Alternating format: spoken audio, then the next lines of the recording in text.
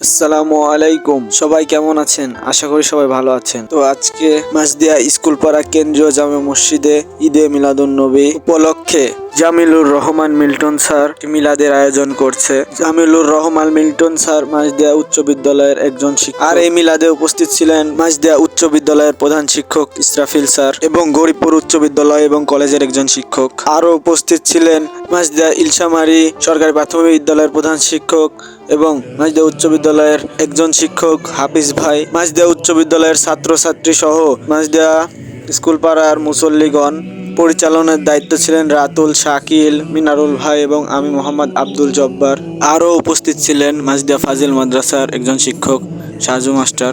আলহামদুলিল্লাহ, আমাদের প্রিয় নবী হযরত মুহাম্মদ সাল্লাল্লাহু আলাইহি ওয়াসাল্লামের জন্ম ও মৃত্যুবার্ষিকীতে এত সুন্দর আয়োজন করার জন্য